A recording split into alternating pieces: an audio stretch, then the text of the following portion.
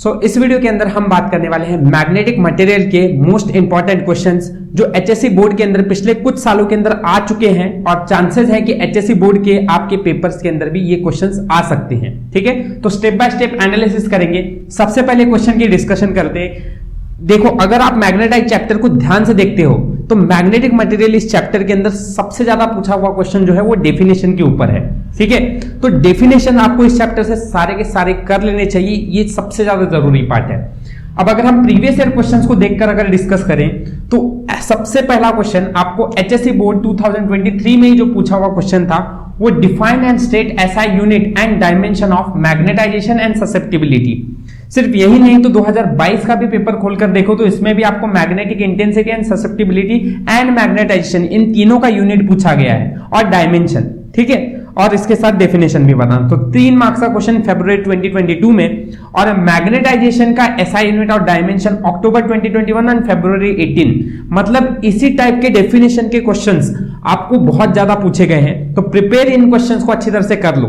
ठीक है, एक साथ और बात याद रखो कि जरूरी नहीं है यही तीनों ही पूछा जाएगा, आपको परमेबिलिटी इसका भी डायमेंशन या इसकी डेफिनेशन पूछी जा सकती है, तो इसको भी अच्छी तरह से प्रिपेयर कर लो परमेबिलिटी को। अब मेरा काम क्या है, मैं इन सबके थोड़े सॉल्यूशंस आपके सामने रख देता हूं कि किस तरह से अगर आपको एग्जाम में क्वेश्चन पूछा जाएगा तो सॉल्व करना था। सबसे पहली बात करते हैं हम मैग्नेटाइजेशन की। तो मैग्नेटाइजेशन के बारे में मैं तीनों यूनिट की तीनों कंसेप्ट मतलब magnetisation, susceptibility and magnetic intensity इन तीनों पे बात करूंगा। ठीक है, तो सबसे पहले हम स्टार्ट करते हैं अपने मैग्नेटाइजेशन के कंसेप्ट से। अब देखो, मैग्नेटाइजेशन की अगर बात करें तो it is denoted by capital M और जेड। ठीक है, अब ये Z मैं इसलिए यूज कर रहा हूं क्योंकि मैग्नेटाइजेशन को बताने के लिए MZ का यूज मैं कर रहा हूं। ज्यादातर टेक्स्ट बुक्स में सिर्फ कैपिटल M लिखा हुआ रहता है, लेकिन दो क्वांटिटी एक साथ मैच ना हो जाए इसलिए मैं इसका यूज कर रहा हूं। पहले तो डेफिनेशन देख लेते हैं। It is the ratio of it is magnetic movement per unit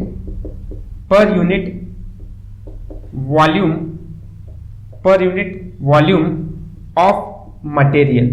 अगर इसकी डेफिनेशन पूछेंगे तो इतना ही लिखना बस सफिशिएंट है कि magnetization is the magnetic movement per unit volume. ध्यान से समझो, फॉर्मूले की जब हम बात करते हैं तो मैग्नेटाइजेशन को मैंने अभी भी बताया आपको MZ से बताया हुआ जाता है, मैग्नेटिक मूवमेंट को आप कैपिटल M से बताते हो। ये चैप्टर के अंदर डिनोशन ही थोड़ा अलग है, सिमिलर है, तो प्लीज डिनोशन को ध्यान में रखो और फिर इसके बाद ही इनका डायमेंशन, इसका जो भी है फॉर्मूला आप लिखो। तो magnetic movement per unit volume इससे बताया जाता है। ठीक है, ऑलरेडी आपको मैग्नेटिक मूवमेंट के बारे में बताया हुआ रहता है कि मैग्नेटिक मूवमेंट क्या है, is nothing but current into area. Current into area का मतलब मैग्नेटिक मूवमेंट होता है। ठीक है, तो अगर मैं इसकी यूनिट की बात करता हूं तो यूनिट थोड़ा ध्यान से समझना। अगर करंट है तो एम्पियर होगा, एरिया मतलब मीटर स्क्वायर होगा। तो अगर मैग्नेटिक मूवमेंट का यूनिट देखा जाए तो एम्पियर मीटर स्क्वायर है, अपॉन वॉल्यूम मतलब मीटर क्यूब होता है। तो यूनिट मीटर से मीटर क्यूब ये कटकर एम्पियर पर मीटर, ये यूनिट आपको पता चलता है कि ये आपके मैग्नेटाइजेशन का यूनिट है। मैग्नेटाइजेशन को ही इंटेंसिटी ऑफ मैग्नेटाइजेशन भी कहा जाता है, इस बात को भी ध्यान से नोट कर लो।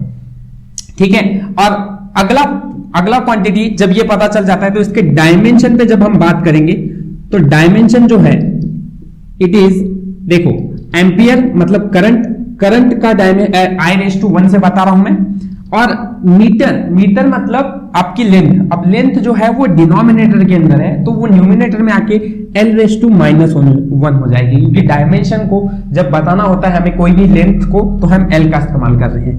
M⁻0 हो जाएगा और T⁻ भी 0 हो जाएगा। सो ये हो गया इसका सबसे पहले क्वांटिटी मैग्नेटाइजेशन का डेफिनेशन, यूनिट, डायमेंशन। स्क्रीनशॉट ले लो। हम चलते हैं अगले दूसरे डेफिनेशन की तरफ, that is susceptibility.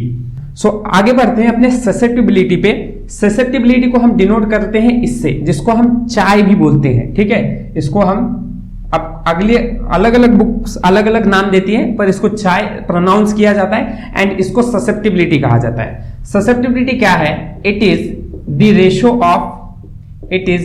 Ratio of magnetisation या इंटेंसिटी ऑफ मैग्नेटाइजेशन, आप कुछ भी लिख सकते हो, आपकी टेक्स्ट बुक जो दे रही है, पर याद रखो इट इज दोनों चीज एक ही है, intensity of magnetisation and magnetisation. It is the ratio of magnetisation to magnetic intensity. Magnetisation और मैग्नेटिक इंटेंसिटी का अगर आप रेशियो लोगे तो आपको ससेप्टिबिलिटी मिल जाती है। तो ससेप्टिबिलिटी को अगर मैं फॉर्मूले की भाषा में बताऊं तो मैग्नेटाइजेशन मतलब m और मैग्नेटिक इंटेंसिटी मतलब h। तो chi is equal to m upon h, ये हो जाती है अपनी ससेप्टिबिलिटी की फॉर्मूला और ससेप्टिबिलिटी का डेफिनेशन। इसकी यूनिट की बात करेंगे तो देखो बहुत इंपॉर्टेंट है ये बात समझना कि मैग्नेटाइजेशन का यूनिट एम्पियर पर मीटर होता है और मैग्नेटिक इंटेंसिटी का यूनिट भी एम्पियर पर मीटर ही होता है, इसलिए इसका नो यूनिट, कोई यूनिट नहीं होगा, ये याद रखना। इसलिए कभी भी डायमेंशन कोई पूछे या यूनिट कोई पूछे ससेप्टिबिलिटी का तो it is unitless and dimensionless quantity, इसलिए ये दोनों के यूनिट्स और डायमेंशन नहीं आ सकते। ठीक है, आते हैं थर्ड क्वांटिटी की तरफ which is magnetic intensity. Magnetic intensity आपको क्वेश्चन नंबर 2 फरवरी 2022 में पूछा गया है, इसको हम डिनोट करते हैं कैपिटल एच से। इसका डेफिनेशन अगर देखा जाए तो strength of magnetic field, strength of magnetic field can be given in terms of vector quantity. Strength of magnetic field can be given in terms of vector quantity. This is called magnetic intensity. इसको हम magnetic intensity बोलते हैं, बहुत ही important है। Magnetic intensity को हम H से बता रहे हैं और strength of magnetic field can be given in terms of vector quantity. देखो ये बात बहुत सही से समझ जाना कि B का फॉर्मूला, मैग्नेटिक फील्ड का मतलब B होता है, तो B is equal to mu not into H, ये भी एक फॉर्मूला है जो एग्जिस्ट करता है और इसी को हम बता रहे हैं, ध्यान में रखना, इसी को हम बता रहे हैं। इसलिए कभी कभी आपकी टेक्स्ट बुक इसका डेफिनेशन ऐसे भी देती है कि आप क्या करो, H is equal to B upon mu naught हो जाएगा, राइट। अब अगर मैं बी नॉट के लिए लिख रहा हूं तो ये मैग्नेटिक, देखो H is equal to number of turns per unit length into current होता है, तो इसी की जगह पर हमने H लिखा है, क्योंकि आप जान रहे हो कि अगर एक सोलेनॉइड के अंदर मैग्नेटिक फील्ड होता है तो B nought is equal to mu not into N I होता है, तो एन आई की जगह पर आप H लिख सकते हो। सो देयरफॉर H का formula B upon mu not बन जाएगा। इसी की डेफिनेशन अगर हम लिखने जाएंगे तो मैग्नेटिक फील्ड या मैग्नेटिक इंडक्शन, कुछ भी वर्ड बोल सकते हैं, magnetic field in free space to permeability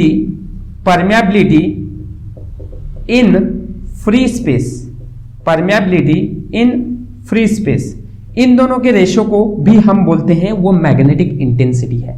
very important thing, इसलिए इसको ध्यान से नोट करके रखो कि magnetic field in free space upon permeability in free space, इसका रेशियो लेंगे तो वो हो जाता है आपका magnetic intensity.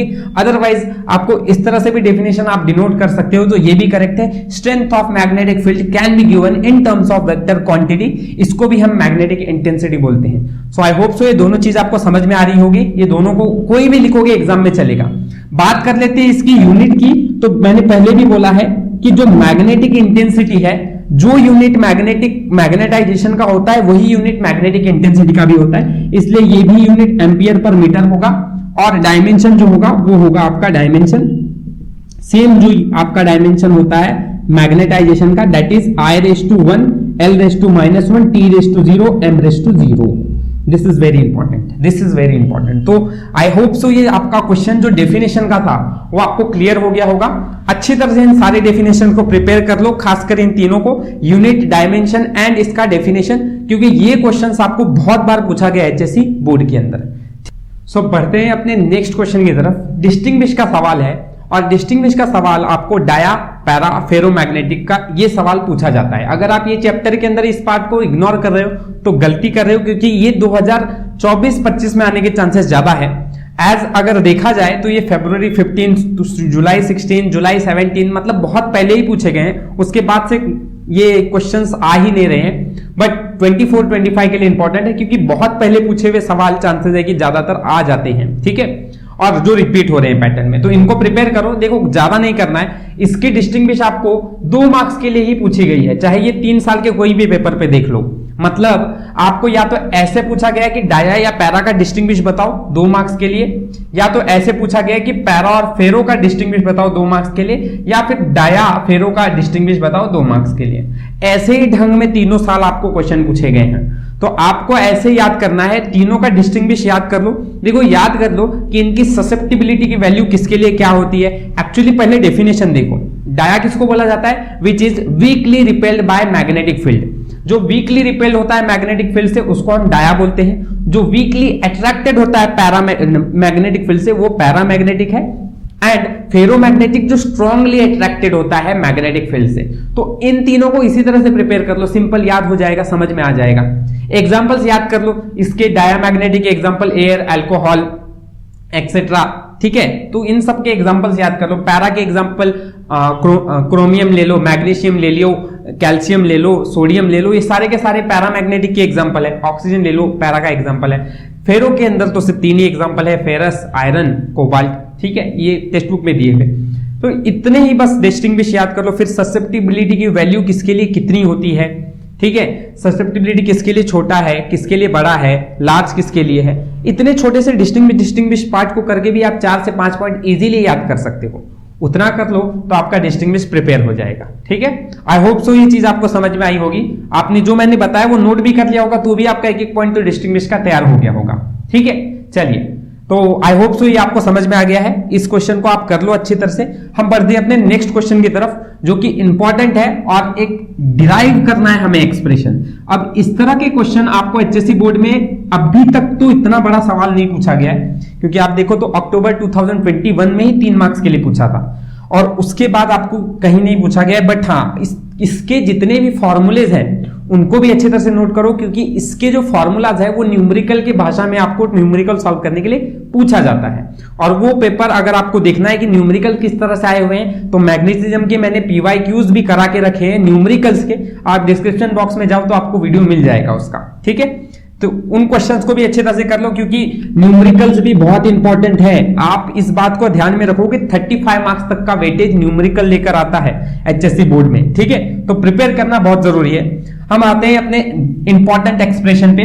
Obtain an expression for Bohr magnetron. अब देखो नाम अजीब अजीब टाइप के एक्सप्रेशन आते हैं। इसी सवाल को ऐसे भी पूछ सकते हैं कि डिराइव या show that orbital magnetic movement of an electron revolving in a circular orbit. इसकी फॉर्मूले आपको EVR डिवाइड बाय 2 होता है, ठीक है। तो कुछ भी पूछ सकते हैं, बस आपको ये प्रिपेयर रखना चाहिए कि इस तरह के और कौन से क्वेश्चन या किस तरह का क्वेश्चन आपको एचएससी बोर्ड में पूछा जा सकता है, इन सब की तैयारी कर लो। या फिर ऐसा भी पूछ सकते हैं कि derive an expression for gyromagnetic ratio. सबके लिए एक ही तरह से डेरिवेशन जाना है, कहां क्या डिराइव करना है। वीडियो को ध्यान से देखते रहो, आपको मैं बताता रहूंगा कि इसको कहां पर आपको डेरिवेशन को छोड़ देना है लिखना, ठीक है, कि कितना एक्सप्रेशन किस मार्क्स के लिए। अभी 3 मार्क्स के लिए आपको पूरा डिराइव करना पड़ेगा। 2 मार्क्स के लिए पूछा तो कितना लिखना पड़ेगा, 3 मार्क्स के लिए, 4 मार्क्स के लिए पूछा तो कितना लिखना पड़ेगा। चलो आ जाओ, स्टार्ट करते हैं। Obtain an expression for Bohr magnetron. सबसे पहले तो आप याद रखो कि इसकी डायग्राम है। एक हमारे पास इलेक्ट्रॉन है जो कि इस डायरेक्शन में घूम रहा है इन अ सर्कुलर ऑर्बिट, और करंट इस डायरेक्शन में घूम रहा है। यहां इसकी तरफ मैग्नेटिक फील्ड लग रहा है M, राइट।